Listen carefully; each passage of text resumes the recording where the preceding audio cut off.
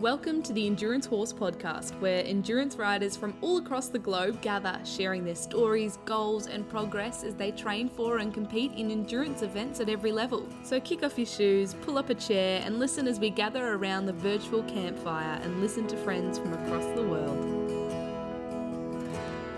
Hi, welcome to episode 32 of Endurance Horse Podcast.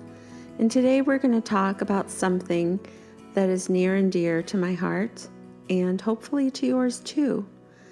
And that is the topic of rider health. So what was the first thing that you thought of when I said rider health? Well, let's be honest now. Was it sweating to the oldies? Was it trying to do a couch to 5K program? Was it counting your calories on an app on your phone? It probably would honestly be the first thing I thought of too.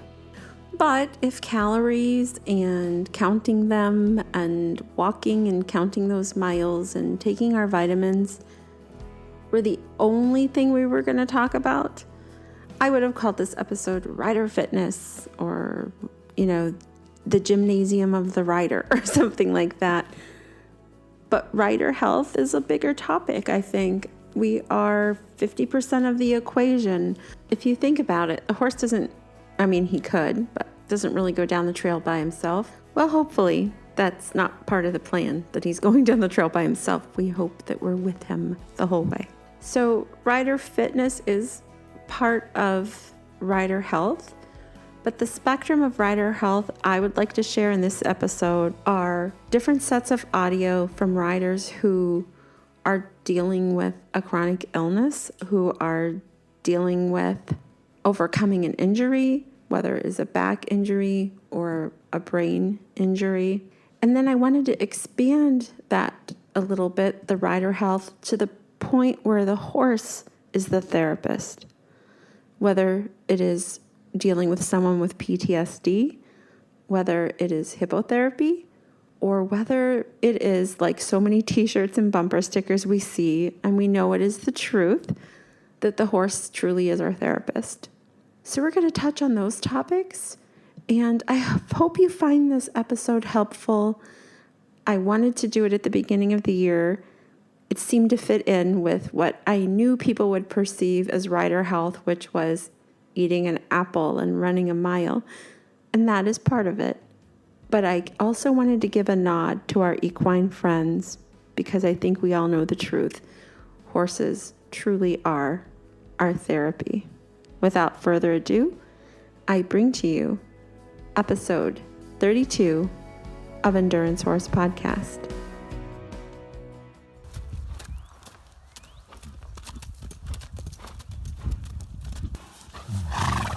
So my backstory is that on August 26, 2016, two girlfriends and I were on a conditioning ride at a local park when the horse I was free leasing ran off with me downhill. I'm not 100% clear on what happened, but one thing led to another and I was lawn darted off the horse onto my head. I was wearing a helmet, but that didn't prevent the brain injury that I had. The summary of my injuries was a TBI, which was caused by trauma to the brainstem.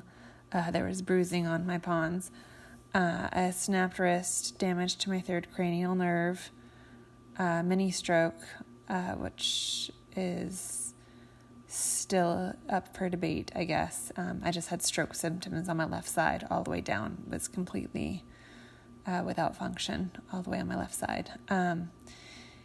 And some broken teeth. When my friends got to me, I was posturing on the ground, which is usually indicative of a really poor outcome.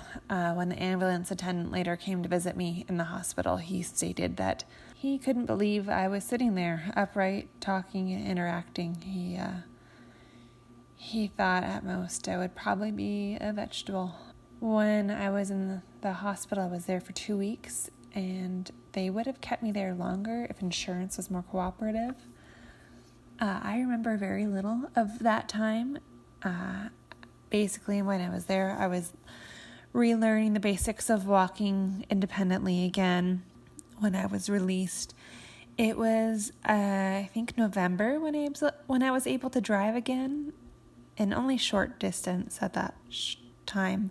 I wasn't able to go very far. I would forget where I was a lot. I think it was January before I was able to navigate even a step without someone helping me. I had to move the farm I was at before the accident. I had to give up the lease and move to an apartment in town with an elevator that was close to the hospital for all the outpatient treatments. I think I was released in April, maybe sooner. I can't remember. I can't remember. That's pretty standard with me. When I got the approval of my occupational therapist, my physical therapist, my orthopedic surgeon, my neurologist, and the speech therapist, I was able to start riding again very conservatively. Conveniently, once I was able to drive myself out to the barn, I had gotten myself a new helmet pretty much the minute I was able to shop online, which is terrifying that I was shopping online so soon. But I did lots of shopping online. My friend had a really nice horse that she used for lessons, very steady guy. So we got me stood up on a bench, and with the help of 2 sidewalkers, managed to get me up in the saddle. And one person leading the horse, two on the sides, and walked me around a couple times in the arena before I slumped over and couldn't hold myself up anymore. Somehow my mom found out about it, and she was just horrified. I heard a lot about that. I do remember that conversation a little bit. She was furious. I discussed this a lot with my physical therapist, and she began working with me on exercises to help me regain my core muscles. Because of the combined effects of the TBI, the wrist break, the mini stroke, I had lost essentially all muscle tone on my left side, and even my core muscles could barely support me in the saddle for more than 10 minutes. It might have been less. And once I was released from PT, I got a trainer at the gym to help me with some custom exercises that I could do to help me continue strengthening that left side, just to continue. It's really hard as an equestrian to lose your left side muscles because, it's really hard to get on a horse when you have no leg muscles on that side, no arm muscles, nothing. So I remember the first day I could mount from the ground. I think I took a picture afterwards because I was just so proud of myself. And so once I was released officially from everything, I found Nolly maybe before I was released, and I bought her mostly because she was a Pasifino, which had long been my breed of choice, and I figured what better way to accommodate my new balance limitations than with a gaited horse, especially one that I knew I'd be so comfortable with. In addition, I found out that one of her previous owners had been in a really serious accident. Sweet little Nolly, she'd been the horse that she trusted to come back into riding with. So I knew she was really safe. It took me about a month to get on Nolly because we had come to realize that I had a really serious case of PTSD from the wreck, both from the accident itself, just being around horses in general. I had a very physical-based fear reaction to a lot of situations with horses that inhibited my progress with her. And also I had a crippling hospitalization phobia. My very first memory after the accident, and basically one of my only memories in that first week, was coming to while being intubated with restraints on me, or what I interpreted to be restraints, and not knowing why I was there. And that's an experience I don't wish on anyone, and that will affect your ability to take the kind of risks that could put you in that situation. So I had a lot of work to do in that area while I worked on getting things going with Nolly, and that was basically what our first winter was all about. Working on me and her together, and getting us teamed up and comfortable with each other. Passos are very one-person horses. They have they tend to be a little bit, they have a lot of stranger danger. So if they don't know you, they don't really want to know you. They're kind of like cats. So it took her a while to come around before we made friends. By the time spring rolled around, with the help of a really good friend, Nolly and I managed to start trail riding. And eventually those trail rides turned into conditioning rides. We made it to a couple of novice rides and a couple of LDs before she was diagnosed with Lyme disease and forced into retirement. But I really credit her with bringing me back into the sport safely and giving me some confidence back. I just think a really key factor of coming back from a life-altering accident is a great horse like that. This last season, it started rough. Just before we decided to retire Nolly, we had a couple of post-TBI issues. A big problem with TBIs is that no two are alike, and symptoms can start coming out years later, and it's so frustrating. That first year, I thought I'd won the lottery since unlike many people, I didn't have to deal with headaches. Then about a year and a half ago, I started getting nonstop headaches with weekly migraines, and it was brutal. And then the medication the neurologist put me on caused me to gain just an obscene amount of weight, and it didn't help me with headaches.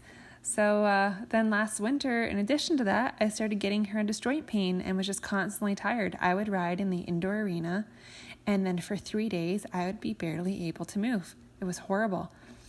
So I finally went to the doctor, which I hate doing. Might be a side effect from having to spend about a year in various doctor's offices. And surprise, surprise, I found out that I have fibromyalgia, which apparently is a very common outcome of TBIs because it can happen from nervous system injuries. It's a trauma-based injury, I suppose, or trauma damage, traumatic, whatever the wording is. So, and there's no medication for it.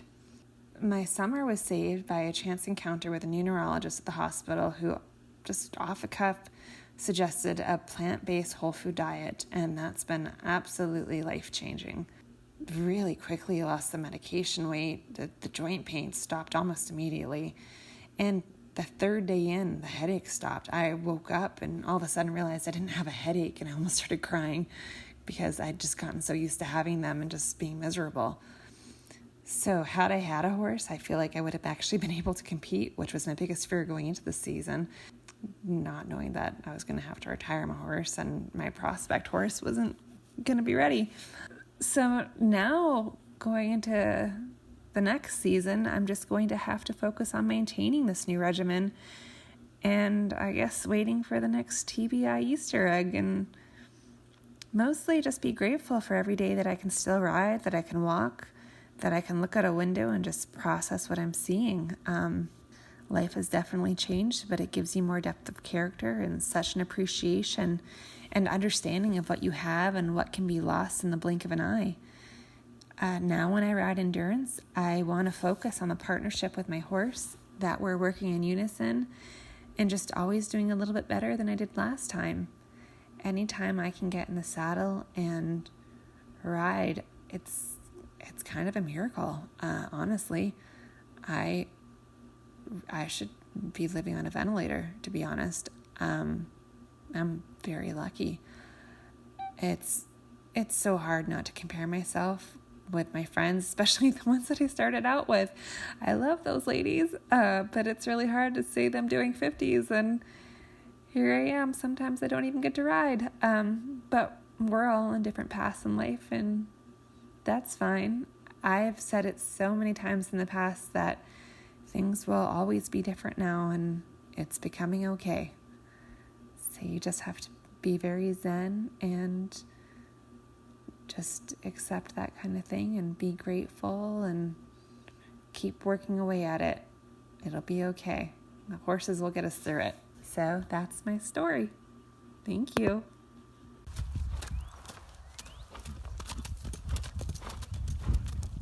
Hey everyone, this is Kim Fossler from Illinois, and I'm doing a podcast on injury. The injury, though, is not to the horse. The injury is to the human this time. And I just wanted to share my story with everybody.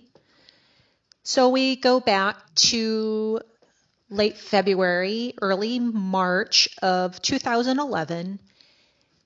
And I had stepped outside to start the truck. I believe I was possibly taking my boys to basketball. Surprise, surprise.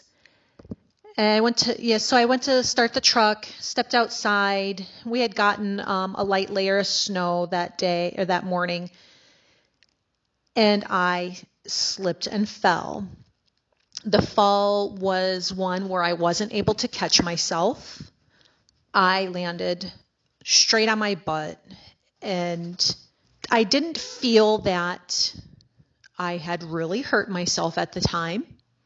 I was sore, of course, but honestly, it was nothing new. I have had some issues with my back in the past where I'd had an MRI to check everything out, a little bit of numbness. To be honest, I wasn't friendly to my body in high school. I played lots of sports. I rode horse. I trained and got bucked off a lot. So, I was used to the back pain. Didn't bother me most of the time. I would hurt a little bit, but I would just kind of brush it off and deal with it. So that's what I did this time. And honestly, too, I just didn't have time. Life kind of got in the way. I'm a business owner. I have 2 young boys that I would coach their basketball teams.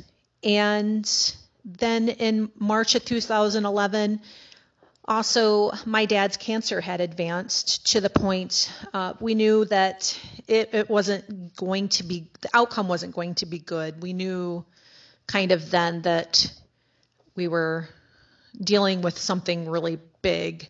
I would sit in the hospital a lot. Dad's doctor would come in. He'd be like, "Are you okay?" "Oh yeah, I'm fine. My back just bothers because we've been sitting so much." So I was used to it and really honestly just didn't take time for myself. Yeah, I was in the hospital. Yeah, I could have made myself an appointment, but I didn't have the time. I was busy taking care of Dad. Also, while Dad was in the hospital, my mom had a heart attack on top of it. So my plate runneth over in 2011.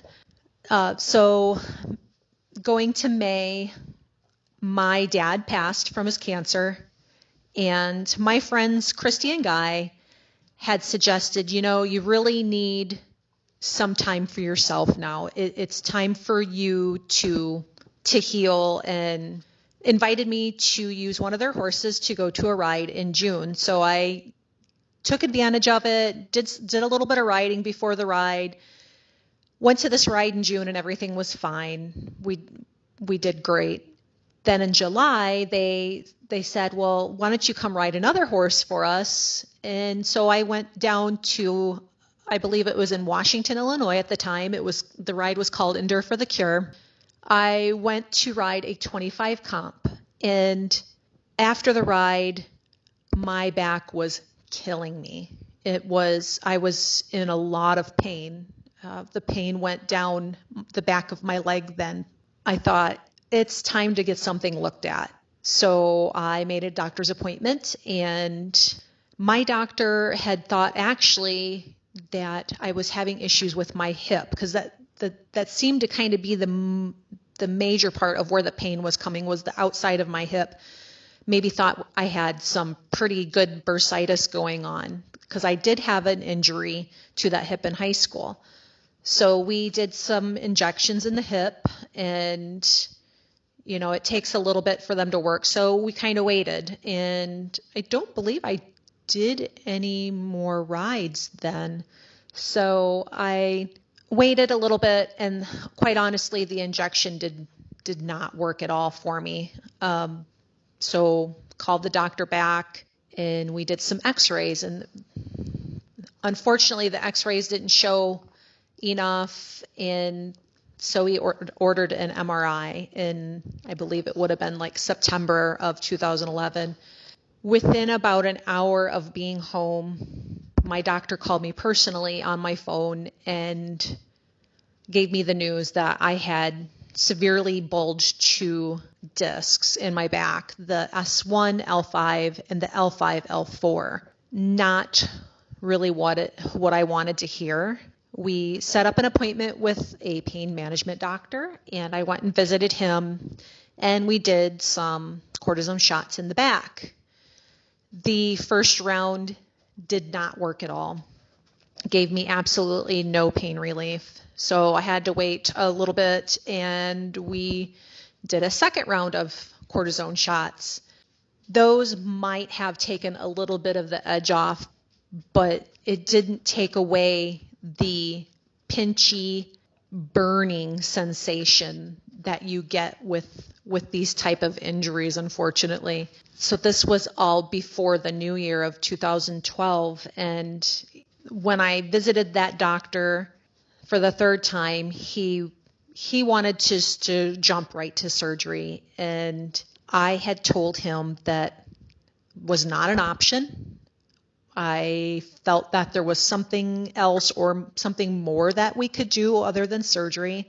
He did not want me to ride anymore, said my riding career was over, and I didn't take that very well because I had gotten a new horse. I had just gotten CJ that summer. I kind of looked at him and said, we can find something else to do besides a surgery, or I'll find a doctor that will find something else to do besides surgery. I think then he realized I was dead serious. And he said there was one other option that he was willing to try, which is called radiofrequency lesioning. I set up the appointment, and December 31st, 2011, I went in with my mom, and they did the radiofrequency lesioning. And that is, for some that may not know, they go in and they burn off the nerves so you no longer feel pain. And I would say within about a week and a half, I started to feel results. The burning sensation went away, the pinching. I could sleep again, and I was able to start exercising. So from there, I put myself on a mission. I was going to make myself better. I was going to get better. I wanted to ride. I had a new horse. I had a plan. And so I decided to start exercising. Not much you can do in Illinois in the winter months. So I just walked, honestly. I live at the bottom of a rather large hill. And I asked my friends to come, and we started walking in the cold. I would walk 2-3 miles almost every day. I also rode stationary bike, and I went on a diet. I lost about 20 pounds, and come May, I was ready for my first ride. I was feeling good. CJ looked good, and so we set out the second weekend of May for our first ride, and everything went well. So this is getting a bit long. I am going to stop here. This is going to be my part 1, and I will do a part 2 with an update on how my season all went and other updates. Thanks.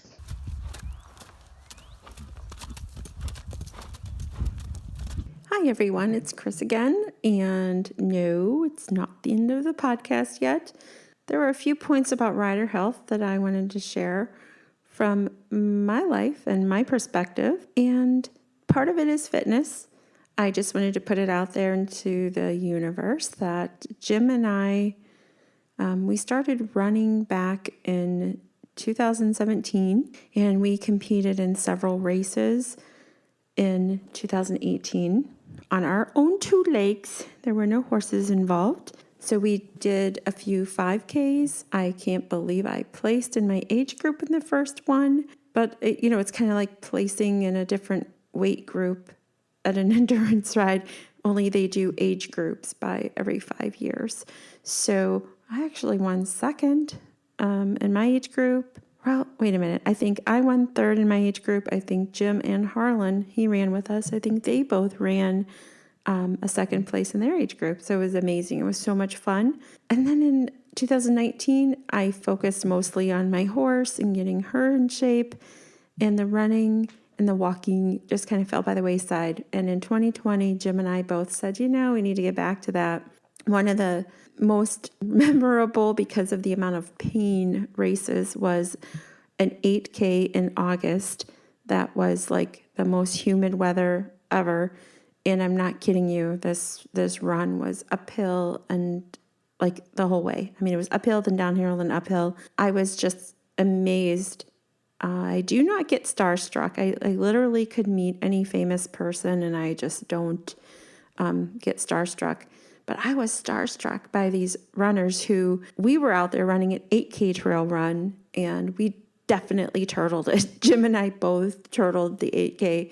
But there was a 16K, and these people were just flying down the trail, happy, friendly, encouraging as they passed us, trudging up these hills.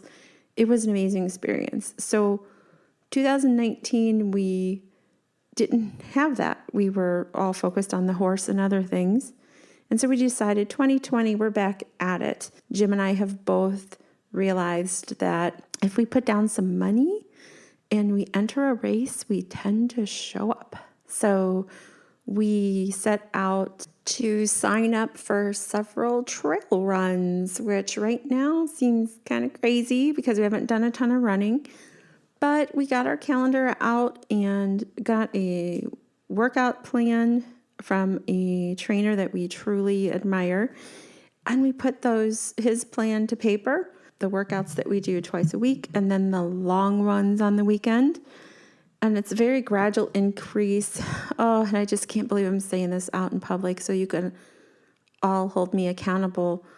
But like the pinnacle of all of this is a half marathon trail run on Sweetest Day this year. So it's kind of a gift that Jim and I are giving ourselves to each other all year, is that time that we're spending together training. And then it's ending on Sweetest Day with a distance that right now I can tell you, and maybe Courtney Kruger's laughing at me right now, but I cannot imagine, how we're going to even fathom that we're going to do a half marathon trail run. Like, I'm not sure we're going to make it, but that is the plan on paper, and we kept to it.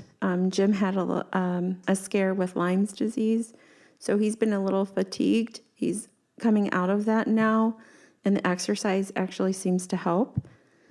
So we did have a short pause on this, but we're right on track, right on schedule. Today was 2 miles.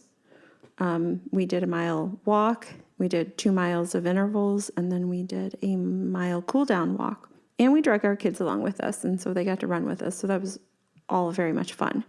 So as far as my little segment here about rider health, I wanted to make sure that I added that. So I'm counting calories and I am tracking the miles, and I think I do tend to be a little bit of a goal-striving person. So it is really good for me just mentally to have a goal to work for and something to check off the calendar.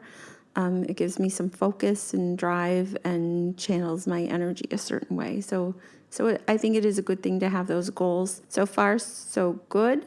I have dropped, I wasn't sure I was going to share this, but I've dropped 10 pounds in about 38 days. So I think I'm averaging like a 0.2 pound per day loss. And I, unfortunately, I'm in the heavyweight rider category. So I have a ways to go. And that is a good segue actually for the next part I wanted to talk about my rider health. And that is that I have an autoimmune disease called Hashimoto's thyroiditis. And in the past, when I exercised and I tried to do the couch to 5K and run all the way through, I would eventually, without fail, I tried multiple times, I would get really ill. And that was before I was diagnosed with Hashimoto's. And I didn't understand, if running is supposed to be so healthy, why am I getting sick every time I try to do it? And I'd be sick for like 2 months. I'd get some flu bug that not flu bug, but like a cold that would just stay with me and be way down deep in my chest, and I couldn't shake it. And it got to the point where I was afraid to go out and start any kind of workout program because I would just get super sick, and it was not fun. And obviously when you're sick, it affects more than just your exercise time. It affects how well you do the rest of your life. And then you just don't get a lot done. But eventually I found out I had a wheat allergy. And when I got that out of my life, my sleep and everything else improved. So overall, my health went up. And I have been gluten-free for 9 years now. But it was a little later when I figured out, you know what, that goes hand in hand with this other diagnosis that I got, which was the Hashimoto's. And it was a learning curve to try to learn how this was affecting me and what I could do to help improve it. And what I found out was low intensity exercise. So the running through for 30 minutes was stressing my body too much. And I stumbled upon through a different way.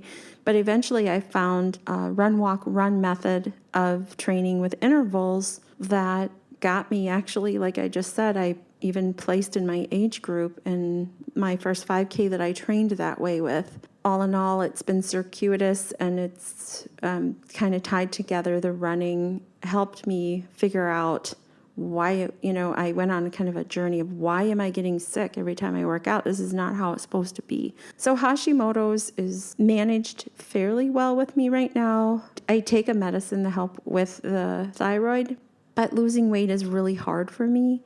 Actually, even part of Hashimoto's is I have a very low body temperature no matter what. So I pretty much never see like 98.6 on a thermometer. It is always somewhere in the 97s. I usually have joint pain and fatigue, and the run, walk, run helps with that. Horseback riding helps with that. But it seems like I'm always battling something with it.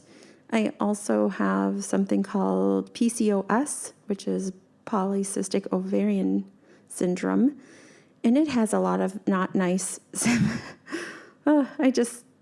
I used to have very long, thick, beautiful hair. I no longer have long, thick, beautiful hair. It has been thinning constantly, and I know it's a vanity point, but I think it also points back to, I could never tell you how much Hashimoto's affects my body and how I feel, or how PCOS affects my body and how I feel. But it's there, and we all deal with something, right? There's people dealing with injuries. There's people dealing with illnesses that are far worse than mine. I might have to work twice as hard to lose 1 pound than the average bear, but I'm working on it. I wasn't sure I was going to say this or not, but, if you see a heavyweight rider, try not to assume that it's automatically something that they're doing wrong, because it could be a health problem like it is for me. All right, so the third thing I wanted to deal with, it goes along with me. How I got into running was by walking to beat stress. In 2017, I had some things in my life that were very stressful, and I thought, seriously, I'm going to have heart problems if I do not find some other way to consistently deal with this. So I started driving out to the lake and walking, and it worked. It worked like a charm, just walking the stress off. And then Jim decided to join me, and we were doing this. And I said, we did that color run 5K a few years back. I said, maybe we should do another 5K. And I had the hardest time convincing Jim to run. And we had this fun little thing where I just kind of teased him a little and said, well, could we run? Because we walk at a campground at a lake. And I said, could we run from one campsite to the next? And so that's kind of how we started. And then we decided, yes, we were going to do the turkey trot in Madison in 2017. And we got excited about it, and we had a goal to work towards. And so I looked for some running motivation, and this really does have to do with all of you, because there would not be a podcast had Chris not gotten stressed and started walking and then wanted to run. Because I searched for a podcast on running and I found one and I absolutely loved it and I binge listened to it. And then it had a sister podcast that was where people send in audio and give updates. And so at first I wasn't too much into that podcast, and I started listening to it some more, and I got to know the people, and I really liked it. So I was riding my horse one day, and I thought, I wanted to get in for this episode, so I started recording, and I thought, everybody records when they're doing something else, definitely not riding a horse. And so would they want to hear while I'm out here conditioning my horse? Because a lot of them, they have these amazing audio where they're running and you hear them, their footsteps, and it's very motivational to listen to when you're out riding or running, that you're listening to their audio of them running, and it's kind of like having a buddy with you. So as I was recording for them, I thought this would be amazing for horse people to be able to share, and more specifically, endurance horse people. And that is how Endurance Horse Podcast came to be. And I'm so glad that it did. We will catch you later. I will let the next person talk. Happy trails.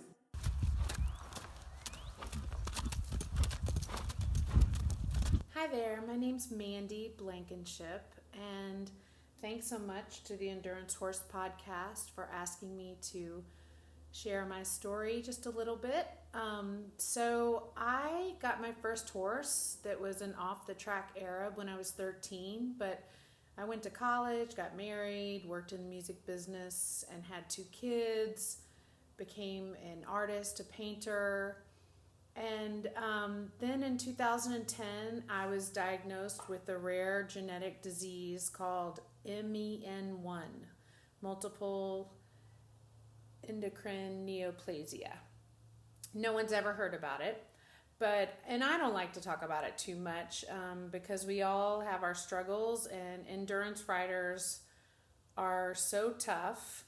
And although I was a serious athlete for the first 20 years of my life, I was a swimmer, and they're tough too, but to handle a 900-pound animal and all the little nuances that involves and to get through a 50-mile or more endurance ride, it requires a special kind of toughness. It really does.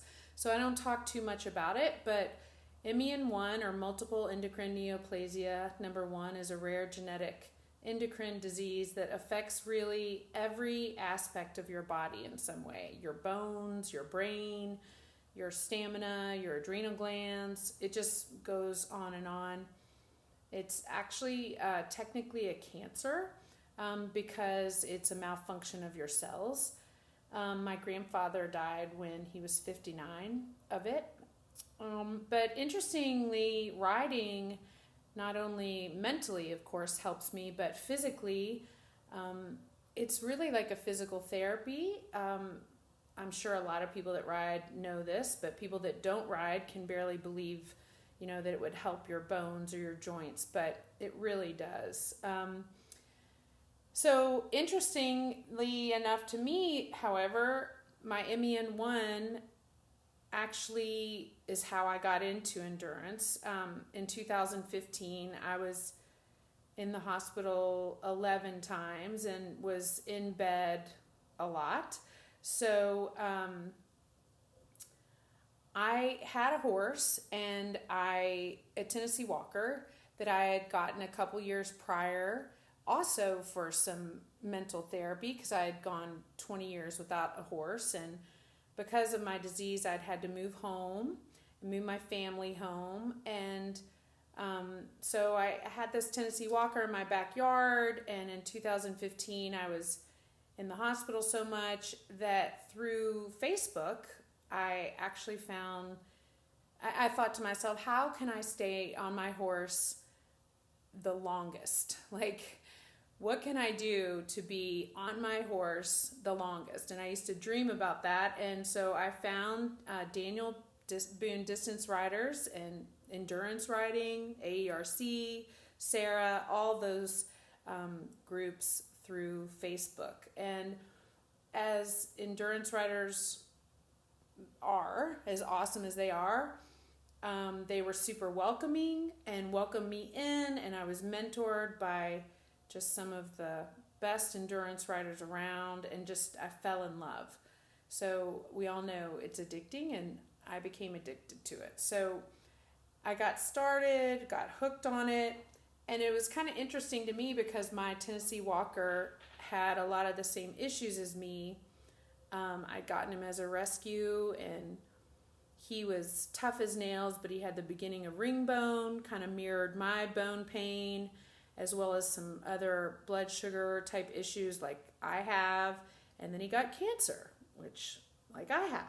So I did my first 50 on him. He was incredible, but it was just a lot for him as his issues progressed, and so I pretty much retired him, had surgery for him and retired him. But I'm a huge believer about horses being healers. I'm an equine massage therapist now, and I have a lot of clients in all types of disciplines that talk about their horse issues, and I truly believe that horses not only heal, but they kind of hold up the mirror for us to deal with issues that are unresolved within ourselves. Each of my horses make me face things that I don't always want to, but need to. And whether it's my own patience or my fears, especially fear. I mean, fear of everything, that's the main thing I think stops us all. Fear of failure, fear of even accomplishment, all the way to logistical things like fear of riding, riding solo or trailering solo with a huge rig and your best buddy being pulled behind you. And not to mention, how horses soothe you. Their intense energy is certainly from God, in my opinion. They really are a channel from a higher power if you just quiet your mind, which horses help you do that. And I've always said that riding is the reason that, or one of the reasons that so many people love it, is because it really teaches you and exercises the ability to be in the now. Because you have to, of course, for safety, but we all know that subconsciously that's the way that we should live, being in the now. And so something kind of locks in with my brain when I'm riding that kind of all is right in the world, and I'm not really thinking about anything else other than my horse and that moment of us being together. So it's a really healing, magical thing. And last year, I tore my groin muscle at my first attempt at a multi-day.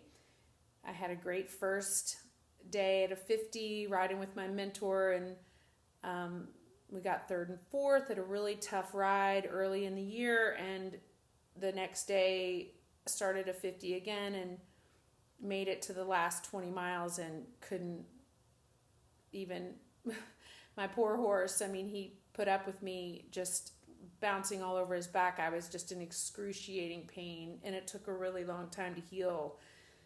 So this summer, I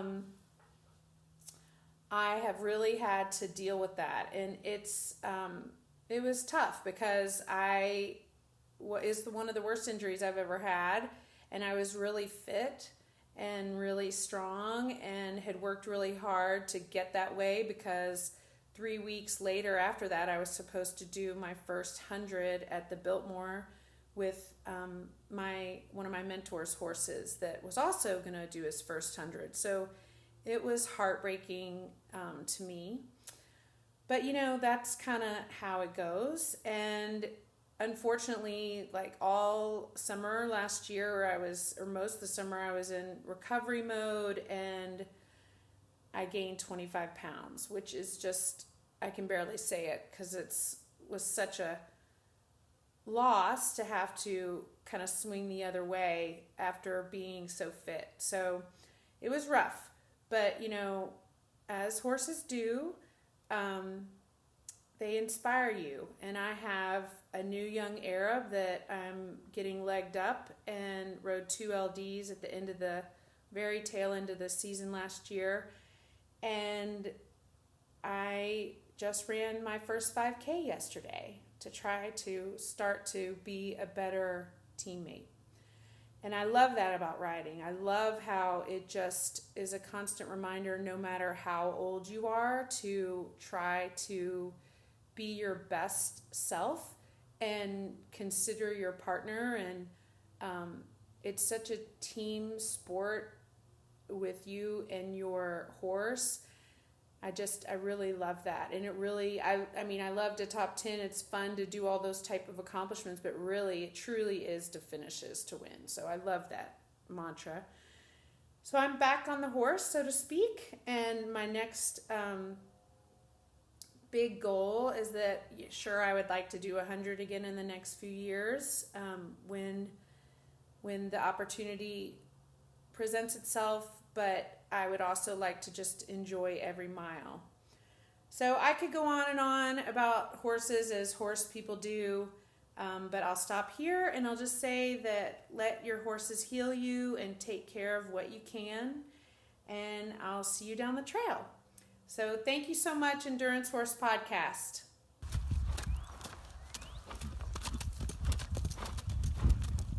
When Christine asked me to share my story about my health issues and how it affects my endurance riding, I was touched. And then I thought about how each and every one of us has a story to tell or an obstacle to overcome. So hopefully I won't bore you too much while I tell you my story about my medical journey and my eventual introduction into distance riding and endurance. However, I would like to give a warning to the squeamish. I will be frankly and very openly discussing some medical stuff. If that grosses you out, you may want to tread lightly. When I was 23 years old, I was diagnosed with polycystic kidney disease, aka PKD. Up until that point, I had faced a lifetime of on-again, off-again urinary tract infections and ended up developing a kidney stone. After about a week of having blood in my urine, I went to the ER even though I didn't have insurance. After a bunch of testing, I was told that I had PKD. I had no idea what was in store for me or even anything about the disease. At the ER, I found out that it was a genetic disease with the 50-50 probability of getting it from a parent. I'm adopted, and I had no idea what my familial medical background was, so this was a complete shock to me. It was a pretty scary time, and I had to have surgery to break up the stone so it could eventually pass. I was young and living away from my family and uninsured at the time. Thankfully, though, Oregon had a system that helped people when they were going through medical emergencies get the care they needed on a sliding scale. After my surgery, during that place and time, I fell into the category of people who are deemed clinically uninsurable, which means I wasn't able to get health insurance on the private market. I had moved to Portland to pursue my dream of being a tattooist, but working for a small business without group health insurance policies, I was out of luck. Not only was I in a place of realizing that I could no longer follow my dream and I had to leave the shop I was working at, I had to hopefully find work in a company large enough and cross my fingers that their group coverage would help me. In Oregon, I was thousands of miles away from my family and realizing that I had to start over. I had been in a long-distance relationship at this point with my now husband, AJ, and it was getting pretty gosh darn serious. So I made the decision to move back home to Wisconsin and give up my dream of being a tattooist. The major, enormous bright side to all of this was that I would no longer have a long-distance relationship. We can now spend every day together, and in fact, we just celebrated our 14th wedding anniversary. Back in Wisconsin, starting all over again in a life that had made an abrupt turn, I was having issues with endometriosis and having a hard time finding a job that was understanding about me missing work on a monthly basis due to my kidneys and the beginnings of developing chronic pain and dealing with my painful periods. PKD is a genetic degenerative disease that causes the ciliary cells in the body to malfunction. In the kidneys, it causes them to become covered in large fluid-filled cysts inside and out until they are no longer functioning. The average person with PKD in the transplant stage will have kidneys roughly the size of footballs. In addition to the kidneys, the liver can also develop cysts. While this doesn't usually cause liver issues, it's enough to just have more cysts taking up room in there. In the reproductive system, many women develop severe endometriosis, as I did. My husband and I tried for years to have children. I had multiple laparoscopic surgeries and spent almost 2 years on hormone therapy. Finally, when I was 30, I couldn't take it anymore. I was in so much constant pain and had such horrible periods that the only thing I had left was to have a hysterectomy. When they did my surgery, even though they wanted to keep what they could, the doctor had to remove both of my ovaries and my uterus. They also had to move around all of my lower organs and scrape them and detach them from each other. My uterus was attached to my bladder. I had ovaries all twisted up and stuck to my peritoneum, and there were intestines all glommed together. So basically, everything was in a gummy, gooey mess. After my surgery, my doctor said that there was no way I would have ever been able to get pregnant. And if I did, they doubted I would have been able to carry to term. While both reassuring that I made the right choice, it was demoralizing, considering what I put myself and my husband through. Not to mention realizing that I couldn't do the one thing that, as a woman, I was supposed to be able to innately do. After recovering from my hysterectomy, I felt like I got my life back. I was a new Jen. I could do things I'd been wanting to do for years and couldn't. I was able to be active again, and that feeling was incredible. After some time passed, my husband and I decided that if we weren't going to have kids, we would invest in our hobbies and interests. We also made one of my dreams come true. I was 33 when we made equine ownership happen. I'd ridden a lot when I was a kid at my aunt and uncle's house when we would visit them in the summer, and I would look forward to Girl Scout camp every year when I could spend a week straight riding. When I was young, we couldn't afford a horse, and boarding wasn't as prevalent as it is now. This was going to be my first horse, all mine. After some months of researching and looking around, I found Sydney Rain. He is a retired standardbred that never actually quite made it to the track. He was a track dud. Sent to the rescue, I found him at American Standardbred Adoption Program in DeSoto, Wisconsin. He had been with a family and then returned to the program when he was around 10 years old. Moved to a foster home while he was awaiting adoption, he sat in pasture for about 2 years when we met. It was love at first sight for me. I mean, how could I resist that fuzzy face and that big old moosey head? We brought him back to the rescue farm so Sid and I could get to know each other and bond. There were days that were magical, and there were days that I would head home crying because I was convinced he hated me. It took about 6 months for me to get the feeling that he trusted me. But I could do this. I could finally ride. I couldn't before because it was so painful, but this was an incredible feeling. I got my life back. Gone was the ups and downs of my cycles. I could enjoy the free time I had and spend it bonding with Sid and riding. That was it. He was my boy, and we were both green as heck. We then moved Sid to a stable closer to home that had lots of trails for us to run on. We got closer and worked on ground manners. I took some lessons, spent hours in the saddle, failed miserably at gaming. For real, it was like watching the Pokey Little Pony. Although we did kick butt at the trotting game when it was played. Back at the stable, I was taking advantage of the experimental forest trails attached to the owner's property.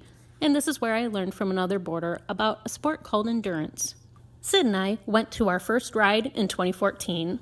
I spoke about it in the Iron Oak episode of the podcast. For those who didn't listen to that episode, long story short, it was awesome. I met amazing people, and I was completely hooked. It was the last ride of the season, and I couldn't wait for the 2015 season to start so I could do more rides and travel more with my boy. As my PKD progressed, my digestive system also became affected.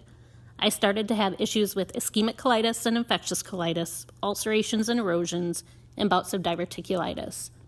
I was hospitalized twice in 2016 during my rookie endurance season. I now have issues with managing my electrolytes and hydration because of my kidneys. I'm currently at almost stage 3 renal failure, so it's hard for me to compete in the heat, high humidity, and in the direct sun. In the summer of 2016, when I was in the middle of doing my 50-mile events, I would find myself getting dehydrated and throwing up, usually about on my last loop.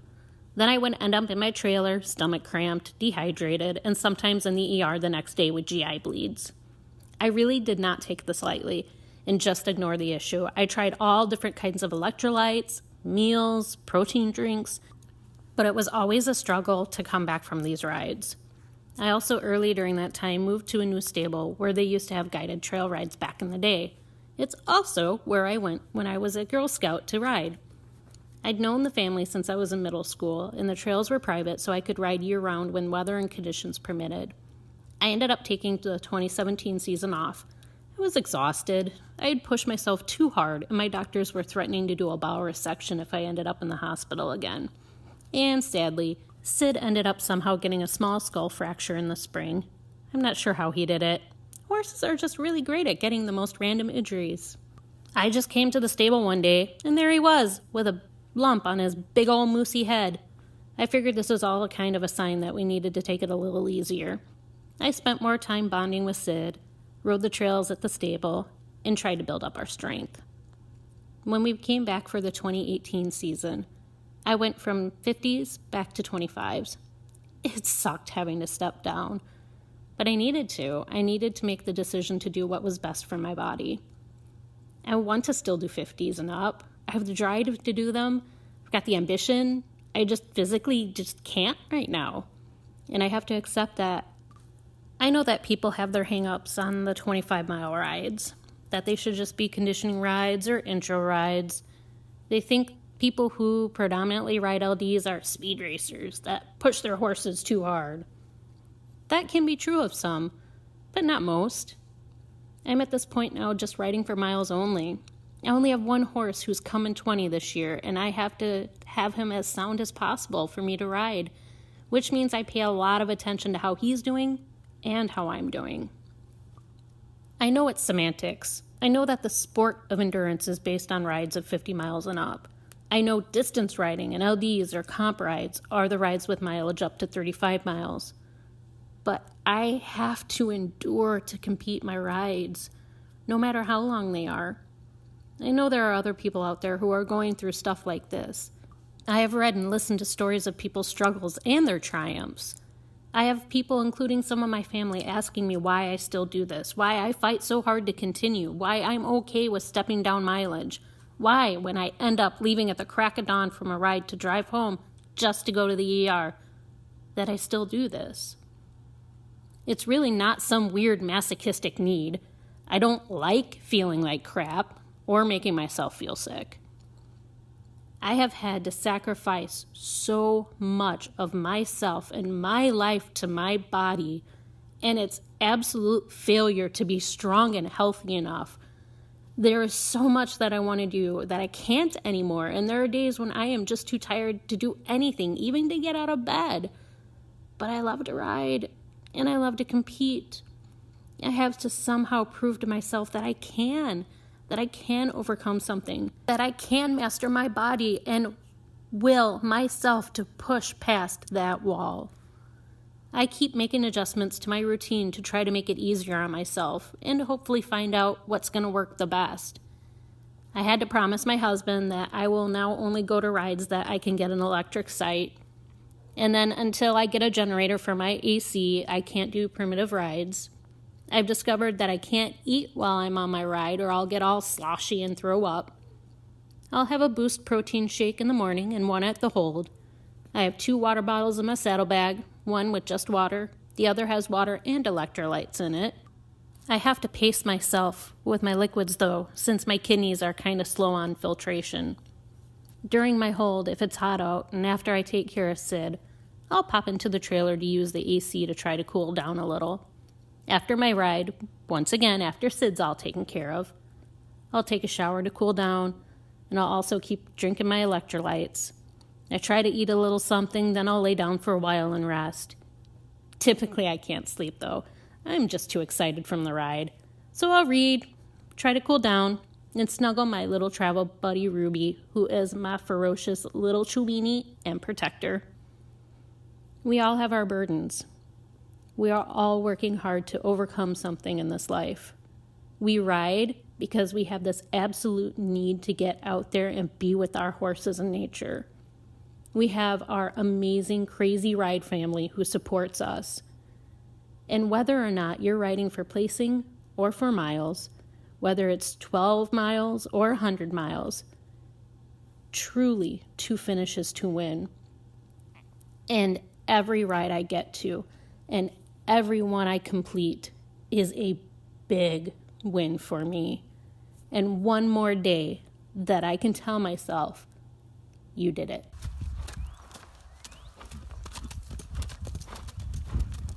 Hi, Jenny Chandler here from New Zealand. Lace and I are now only about a week and a half from our 160k ride that we've got coming up. And as I mentioned in the last podcast, I've discovered with Lace that in the last couple of loops of a big ride like that, it's really important to pick yourself up and you have energy so that helps your horse. You're not just both slopping along thinking, oh God, we're tired. You actually, if the rider can pick themselves up and ride with energy, then that really helps the horse. And so that is rider fitness, that is rider health. I find generally if you've been preparing your own horse and you've been doing the shorter rides leading up to the big 160, 100-mile rides, then your rider fitness is probably pretty good because you've done the same as the horse, particularly if you've been getting off and running along beside them a bit perhaps, or even just walking down the hills and doing a bit of extra yourself. Your rider fitness is probably pretty good. But of course, this last season I was lucky enough to go across to Australia and ride in the Quilty, and that was in July, which is right bang smack in the middle of our off season. So I hadn't done any riding for quite a while really. I mean, I'd got Lace in and I'd been working her up and I'd done as much as a couple of 10k rides, and then she got a bit sore, so I couldn't even do that. And what I found was useful is we've got this mountain, extinct volcano, it's only 10 minutes from home, and I went and walked/jogged, well no, I walked up, jogged down the mountain, which is really nice. It's all in bush, it's very pleasant, and it's hard work. And so I found that really did help me in my ride in the Quilty with Amethyst, because I was able to get off and jog along beside her right up until the last loop. I tried it on the last loop. My legs were a bit stuffed by then, so I couldn't really do it justice. But up until then, I did more running in that ride than I've ever done in any ride. Downhills, just walking and jogging downhill, and then every downhill I'd just run along beside her for a little while until we came to another up or until I got too tired. And I found that really helped her. It really picked her up, and mentally she was much stronger when I got back on her. So rider fitness is very important, and it does seem to help. Running or doing any sort of exercise other than riding also can work if you're not able to ride as much as you'd like. Another thing, rider health issue I had about 3 years ago, I got optic neuritis, which is kind of a brain thing, and the only thing that I noticed initially was that I started losing vision in my right eye. There were no other symptoms, which confused the doctors. By the time they decided or worked out what it was, I was starting to have headaches and weird numbness and funny feelings on my arms and things. And even though I spent some time in hospital, that was in fact how I came to have my Quilty ride, because Brooke Sample came over and rode my horse in a 160k ride because I'd been unwell. And one thing I know is that horses made a big difference to my recovery, even though, because it's a head thing and you're feeling a bit weird and my balance would be off, I'd still, even if it was only George, my old 23-year-old arthritic standardbred, I would still get on and ride him several times a week. And I found that was not only good for my mental health, and that here I was still on a horse, but it did make me feel better. Even if I was feeling off balance and not great on the ground, if I got on the horse, I never felt off balance. It's kind of like they lend their balance to you, or because you're so used to moving with the rhythm of the horse, you don't lose your balance. You've got that support underneath you. And yeah, I can understand how they're so good in therapy in so many ways, because that's what I was using my horses for at that point. After a little while, I progressed to riding Tigger, but that took a little while. He can put in a pretty good spin, so I wasn't really willing to risk toppling off him when he did one of his spins. But yeah, I was able to ride George and then wander around on Lace, and yeah, they're great. So horses and health, rider fitness, yeah, very important. I think I've run out of things to say now, so catch you later. Bye.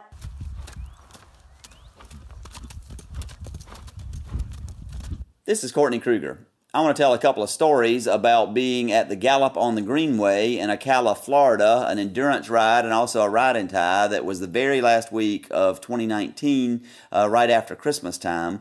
And regarding this, the January issue of Endurance Horse Podcast being about rider health, I want to address a part of rider health that we may not pay much attention to, but we ought to, and that is that if we pay attention to details, we will actually probably be a lot healthier in lots of different ways.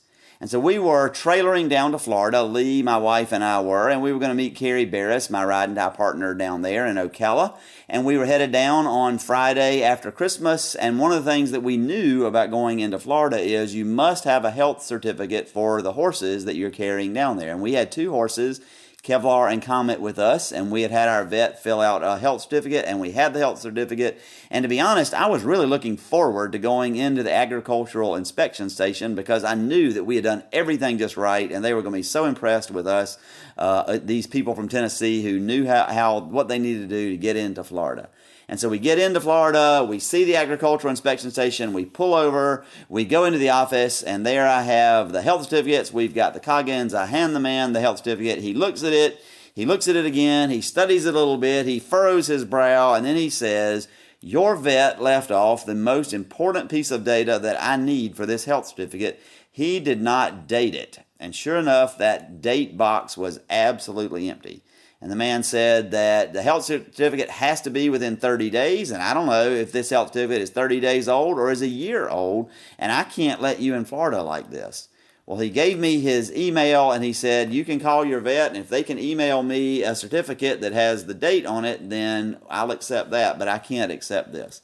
So we hurriedly called the vet. It was about 4 p.m, but luckily they were still open and they were just wonderful. And they said, "We're getting you out of that inspection station. Don't you worry." And sure enough, they were able to email it down. But in the process of doing that, I sent Carrie a text to say, "We've got a problem. We're stuck in the agricultural inspection station and we don't have the right date." That kind of thing, and on the health certificate, and we think we're going to get out, but we sure don't know, so kind of stay tuned. And I know Carrie's heart probably went up in her throat. She'd been driving all day long to Florida, just like we have. But she sent back the most wonderful text. She said she didn't give me the reference, but I knew it. She was referencing Star Wars, and when the Jedi says to the stormtroopers, "These are not the droids you are looking for," and the stormtrooper says, "These are not the droids you're looking for," and goes on. And so Carrie sends me a text and says, "Tell him these are not the horses you are looking for." Well, later I looked up that clip, and in the clip he actually says, "You don't need to see these droids' identification. These are not the droids you're looking for." And so we teased the rest of the weekend and said, "You do not need to see these horses' certificates. These are not the horses that you are looking for." However, I did not try that on the man in their agriculture inspection station. I just waited patiently for our vet to email the proper documentation, and the vet did, and we were able to get through. However, it does mean that we have now missed the ride briefing that evening, that Friday evening at camp, because we were in the inspection station longer than we planned to be.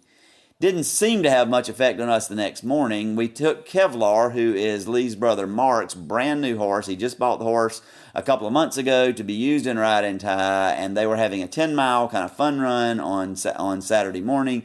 And so Carrie and I decided that'd be a perfect way for Kevlar to kind of get broken in a little bit. We were the only ride and tie team in that race. Everybody else were endurance riders in the race. And so we just took it nice and easy, and Kevlar just handled it like a charm. He was wonderful. He just stayed still at the trees, and he was real forward when we were moving, and he is just going to be a great, great ride and tie horse, and I suspect that you will hear more stories about Kevlar in the future. So that 10-mile loop, which was, I believe, the white loop, we did just fine and finished that, and it was just great. And then we needed to get ready for the big race of the day for us, and that was a night ride that we were going to take Comet on. I think I mentioned before on the Endurance Horse podcast how much I love night rides. They hang either glow sticks or, in this case, LED lights in the trees, and you just basically have to follow from light to light to light to follow the course. And of course, horses can see better than we can in the dark, and so it's really a test of how much do you trust your horse to get you through the course. Now, again, we had not been to the ride briefing. And so when the race started, the limited distance endurance racers who were doing the 25 miles that evening, and we were doing 25 miles as well, they left about 4:30, and then we gave them a 5-minute head start, and then we left about 4:35. Now, because they were going to stay in the saddle, they didn't need to worry too much about their horses having lights on them. But we had to have Comet lit up because we were going to be tying him to trees, and whoever was the runners had to find him in the woods. And we had so much fun. I had found some Christmas tree lights that were battery operated, and we strung those across the back of his saddle. And I have this fairly bright, blinking red bike light that we hung on the breast collar on the front, and we were pretty sure we wouldn't have any trouble finding him in the woods. And also, it was kind of festive a couple of days after Christmas to have the Christmas tree lights on him. And so we take off 5 minutes after the LDs go, and everything is going just wonderfully. And we see up ahead of us, the trail seems to turn off to the right. We know we're following green ribbons and green lights, and so we turn to the right, and we get maybe a mile down that trail, which is actually kind of looping around the back of the Florida Horse Park, which is where this endurance ride and ride and tie was taking place, when I see a pickup truck coming towards me. I was on foot at this moment, and it was Doug Shearer, who is the ride manager and a vet down there in Ocala, and he had been sent to track us down because everybody in camp saw us make a wrong turn right at the beginning. We were supposed to go out of the camp and turn to the left and follow the green ribbons all the way around, and we came back into the camp at the end of a 7-mile little lollipop. We were supposed to do that last 3 miles to make it a 10-mile loop, and we were starting the race on the first 3 miles. And Doug said, well, you're already over a mile in, so go ahead and finish this 3-mile loop and then do the 7-mile portion of green. And you're going to have to do the 10-mile loop first, and then the 15-mile loop you'll have to do second instead of doing 15 miles first and 10 second the way it was supposed to be. But that was fine because we were the only ride and tie team in the race, and so as long as we did the mileage, that was going to be just fine. And so it seemed like that nothing was harmed by that. But it was interesting that we had not been to the ride briefing, and so we didn't know, and we just did what we thought was right, and it turned out that wasn't right. So we finished that 3 miles of green and then went into the lollipop. However, I'm calling it a lollipop, and you may know a lollipop loop is a loop that has a stem that kind of leads out from camp, and then you do a big circle or a big loop, and then you come back down the stem to come back into the camp. I did not know it was a lollipop when I went on it. I just knew I was following green. That's all I know, and that's going to become very significant. So we go out the lollipop, we kind of going up the stick of the lollipop, although we don't know it's a lollipop. And we go under an underpass where the trail goes up underneath a road, and then the trail turned to the right, and that was the candy or the sucker part of the lollipop. And so then we did that whole part of the lollipop, and that was a 6-mile sucker, if you will, or piece of candy that we were traveling along. And when we were probably 4 miles into it, I was on foot, and I encountered a couple who were on horseback who were not competing. They were just out riding. It was sunset, just beautiful. Those Florida trails are just wonderful and beautiful. Spanish moss hanging down and all, and I was enjoying the sunset and whatnot. And I encountered this couple. They were coming from a side trail onto the trail I was on. And when they saw me, they looked a little anxious, and so I spoke to them, and they kind of asked me what I was doing, and I explained that I was doing ride and tie. And they said, oh, is Doug Shearer putting one of those on? I said, yeah, he sure is. And they said, well, we didn't realize he was doing that this weekend. And I said, well, we're the only team in this race, but we're having fun. And so then they went on and rode up ahead of me. And a little while later, Carrie caught me and then passed me and kept going on Comet. And the next time I saw Carrie, she said, well, when I encountered those people that you encounter on horseback, they told me that when they first saw you, they thought you were a homeless person, and you alarmed them a little bit. And I thought, now that's really funny because here I am in riding tights wearing a neon yellow running shirt with reflective tape on it. I've got a helmet on my head and a headlamp on my helmet, that's got to be the strangest looking or the most strangely dressed homeless person that they had ever seen. Another example of attention to details might have given them a little bit of a clue. But back to my failure to follow details. So now I am getting close to that underpass again.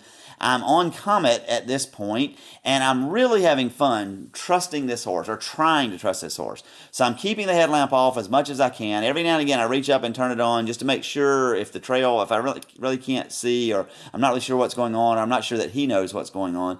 He's pretty excited, and he's moving along really a little faster than I'd like him to, but I'm trying to trust him, and we kind of come out into this little open area. I see the underpass over there, but I look up ahead, which is the direction that Comet is still kind of charging, and I see green lights and green ribbons on the right. Now, in endurance and in ride and tie, typically if the ribbon is on the right, you're still on course. You're going the right direction. So I convinced myself I was going the right direction. I knew I was close to camp. I knew that we were supposed to get to camp around 10 miles in, but I wasn't there yet, and I just thought we're almost there, and they must be taking us back to camp a slightly different way. Well, I tied Comet pretty quickly after I passed through and went, didn't go under the underpass, but kept going. And then I started running. And after about a half a mile or so, I thought to myself, now, Carrie, you need to start riding that horse better. You need to trust him better. I was riding him pretty quick. You can ride him pretty quick. You should have caught me by now. About a mile in, I realized Carrie wasn't going to come to catch me. And I thought, oh, she must have taken the wrong turn and she's gone back to camp. Well, when she gets back to camp going by the underpass, she'll find out that if she was supposed to go the other way, they'll send her back out and she'll catch me after a while. After about 2 miles out, I decided I don't think Carrie's going to catch me, and maybe even I went the wrong way. But I started to blame Doug Shearer, actually, not for sending me the wrong way, but for giving me bad mileage, because I thought now I'm almost 12 miles in to what you said was going to be a 10-mile loop. Well, after another mile on foot, I realized I was out of people to blame. It wasn't Carrie's fault for riding the horse too slowly. It wasn't Dr. Shearer's fault for for making the course longer than it was supposed to be. It was my fault. I had missed a turn somewhere. I still didn't realize that had been a lollipop and that I should have gone down where the underpass was. I just knew that somehow I was on course because the ribbons and lights were still on the right, but I was clearly off course because I was way over the mileage I should be. Well, in a mile or so, an endurance rider caught me, and I asked her, thinking maybe it was somebody they'd sent to catch me. I said, "Did you come are you looking for me?" And she said, "No, but everybody in camp knows there's a riding tire out lost, and I assume that's you." And I said, "Well, yeah, except I don't really think I'm lost. I'm on the green loop, and I just missed a turn. Is that right?" And she said, "You sure did, and you're probably 2 miles or more away from that turn, getting back to that turn again. What are you going to do?" And I kind of laughed. I said, "Well, I don't have any choice. I'm just going to keep walking and running it." And I did. And I had a wonderful, wonderful walk, actually. And it was more walk than run at that point. But it was a relatively cool evening for Florida. It was just beautiful out there in the dark, listening to the wonderful night sounds and just being by myself and just having a great time. And so even though I missed that attention to detail and I did an extra 6 miles, I really enjoyed it. When I got back to the underpass, Carrie was there waiting on me, and she said, "Now we can go back to camp and we can go back out and do a 15-mile loop and we can get credit for this race." But I said, "You know what, Carrie? I think I've had about all the fun that I can have for one night. I think we better call it a day." And so we teasingly said we runner optioned out and chose not to complete that race. And then the next morning, though, we did get up and did another 25-mile race on Comet, and we did that one just fine. We were able to follow all of the ribbons and the course in the daylight and had a great time. And we got some wonderful memories out of that weekend, and so it was all well worth it. But if the riders want to have the best health possible, they probably ought to pay attention to details.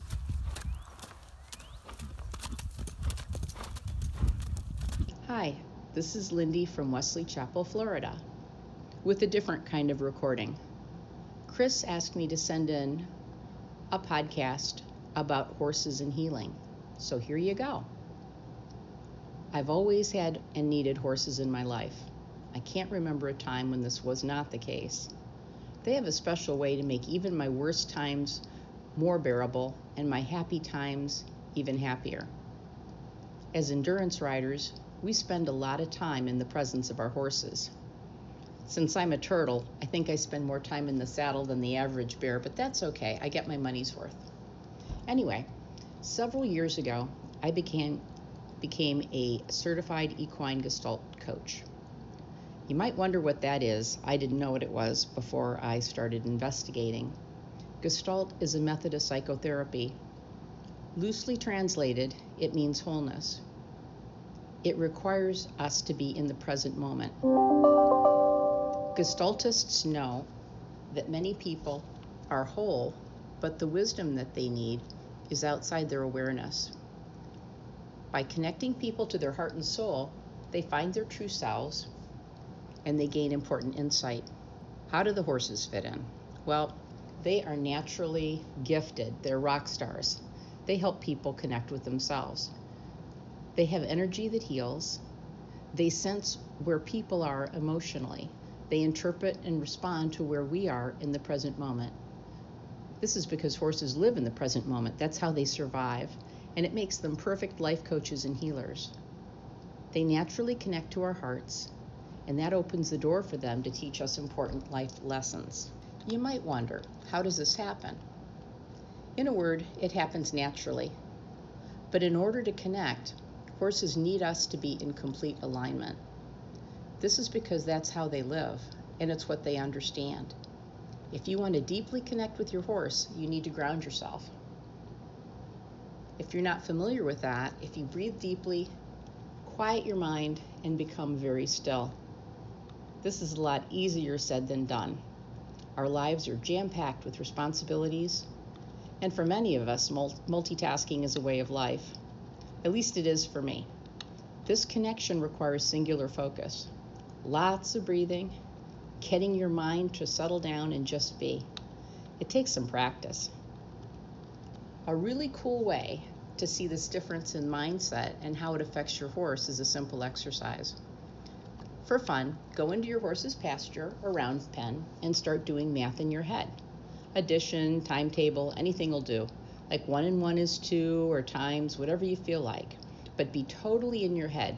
You could be thinking about a grocery list, you could be planning something, but it's got to be totally mental, not anything that's in your heart. Do that for a few moments and observe your horse's level of interest in you.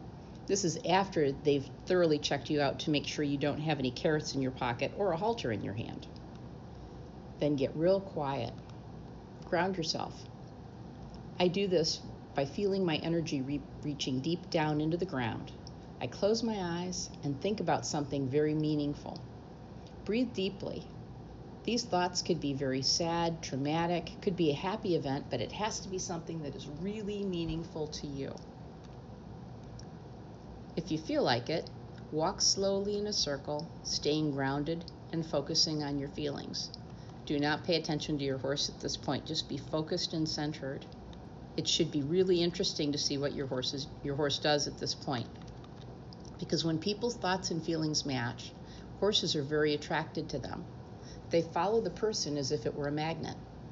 Horses are the best BS detectors on the planet. If you're still in your head, they know this and they stay uninterested. If you're in your heart, they're right there. In equine gestalt coaching, the horse is an active and equal partner in the coaching and healing process. The horses do the heavy lifting. The coaches are just the facilitators. When I would do this, I would ask clients questions, and based on what the clients were saying, the horse's reaction would show the client if the person is in their truth. A lot of times people will have a story in their head and they've got their own answer. I don't need help, or I've got this, or I don't deserve to feel this way, or I do deserve to feel this way. But they're not in touch with their true feelings. They have a Reader's Digest version of their truth. Horses can't relate to that. And when that happens, the horses aren't interested in them. Kind of like Oprah says, they're just not into you. But if you carefully observe your horse's response and modify the questions, I get the clients to come back into alignment. Once they're back into alignment, then the horse becomes very, very interested. I've had Chief run across a round pen to a client when they finally clicked. They hit something that was their truth. They were walking in their truth. My horse went from trying to disable the round pen, he was taking the little pins out, to the point I thought it was going to fall over. And then I asked the right question, and the person recognized something that they hadn't recognized before. They don't even have to tell you what it is. They run across, and then there's the horse, and there it is. It's really beautiful. This is an active process between the coach and client, and it helps people identify their goals, get clear on where they want to go, what they want to do, and why they're struggling. Horses can help us get clarity on our life. They can help uncover limiting beliefs, navigate life transitions, and they provide emotional healing following significant loss, trauma, or abuse. They read your energy and tune in to where you're stuck emotionally, physically, mentally, and spiritually. Equine Gestalt coaching helps the client examine their life and choices with a focus on designing a positive future. One of my favorite things about working with horses is that they don't judge us. They see us and respect us for who we are. No wonder we love them so much. Anyway, I'm wishing you a happy, healthy new year full of happy trails and deeper connection with your wonder horses.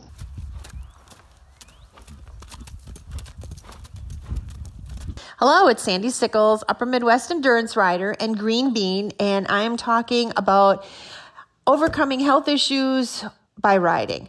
And I think it was in 2006, I ended up having Graves' disease, and it caused an enlarged heart, and all my valves were leaking, and I was in full heart failure. In fact, when I was admitted into the hospital, I nearly died. It was pretty traumatic.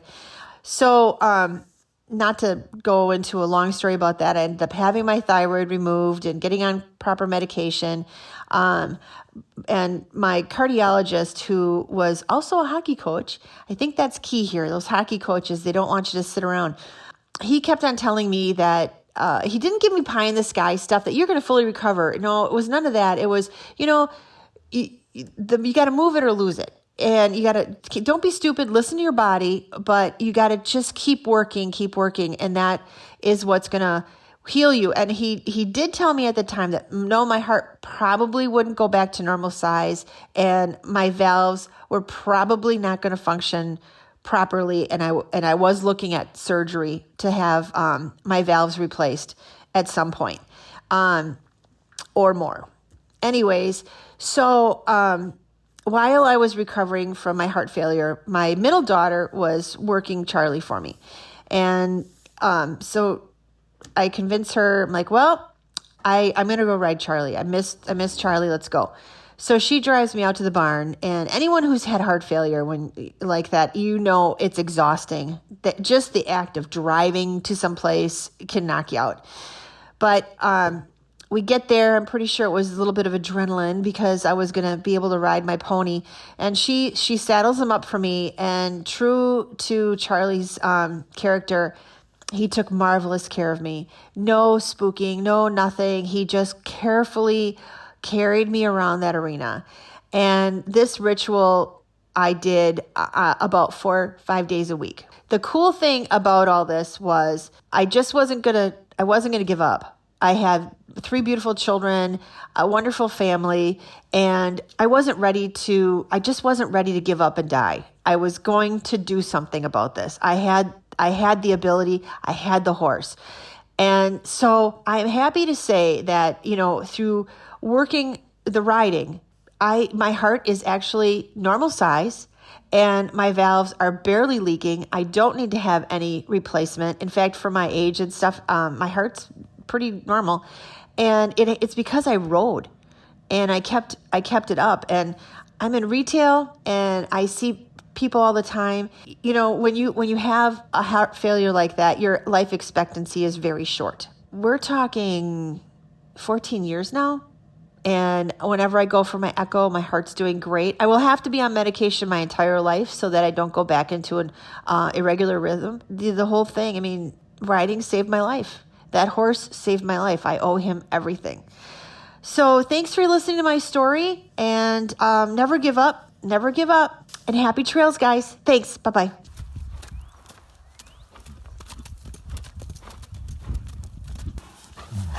Hey, Harlan. How's it going? Good. Good. So this is Harlan's first time on Endurance Horse Podcast. He's my son. He's very tired. He just had basketball practice. How did your practice go? Did you make a lot of baskets? I made a lot of baskets today. It went really good. I got stepped on a few times, but... That'll happen once in a while, won't it? Yep. Yep. So, do you know what this episode of the podcast is about, Harlan? How horses help people and about riders' health. What do you do to stay healthy? Running, eating healthy. You do basketball. That's kind of exercise, right? Yeah. People could do that. Yep. So this summer was kind of a special summer. I don't think you've ever ridden so many miles before. Me and you and sometimes Dylan, my nephew, we got out there a lot and tried to get a lot of miles in. So how was that for you? Some days I know I didn't feel like going riding, but we had put it on the calendar. This was our conditioning, right? Yep. 2 days a week and then one long ride on the weekends. Mm-hmm. So some days, Mom even told you, I was like, I don't feel like going out, right? Yeah. Some days you didn't feel like going out and you were kind of grumpy. And I was like, well, we just got to go. But I have all these pictures that something weird happened when we were riding because kind of like as soon as we parked the trailer and got out of the truck, you kind of got in a good mood. Yeah, I did. So how was that? Because you used to tell me, thanks, Mom, for taking me riding. Just seeing all the nature, spending time with the horse. Which horse did you ride the most this year? I think Houdini? And Bailey. Honey, she's been gone for a little while. She's been gone for about 2 years. So you miss Bailey, huh? Yeah. Yeah. We had Bailey since forever. And Harlan rode her since he was 4 years old and he's 12 now. So we still miss Bailey, right? Yeah. Yeah, we'll miss her forever. But I just kind of wanted to put the plug in here at the end that, Harlan was with me. He knows. It was some days we didn't feel like, loading up the trailer and going riding, but it was on the calendar to condition, so we went, right? Yep. And I would tell you probably 40% of the time he was grumpy about it. Weren't you? Yeah, I was. Until we started brushing the horses, and then you were super, super happy. So was it just the nature that made you happy, or was it riding? Riding and the nature. Riding in the nature. Hey, Harlan, do you know what happened? Do you know what? This episode, we have so many files. I tried to squish them all into this episode. Guess what? They don't fit. So a lot of people must be thinking about rider health, huh? Yeah. Yeah, so what we're going to do is we're going to have to break this episode up into the same theme. I guess I should say it'll be episode 32, part 1 of rider health, and then episode 33, part 2 of rider health. Because I don't think they're going to listen to like 4 hours in a row. So what do you think? Sounds good. Yeah, well, thanks for staying up late with me to record the outro. Yep. And I hope other people like it. But now, see, I kind of tricked you into I'll always have your 12-year-old voice now. I got you. Yeah, you did. Yeah. Good night. Good night. Happy trails, everybody. Happy trails. We enjoyed having you along for the ride. Endurance Horse Podcast is where you get to share your adventures of riding good horses through beautiful country. Many stresses in life are washed away by a good gallop, a steady trot, or by simply saddling up your favourite horse for an easy ride. Remember, every mile a memory. To share your story on Endurance Horse Podcast, send an email to endurancehorsepodcast@gmail.com.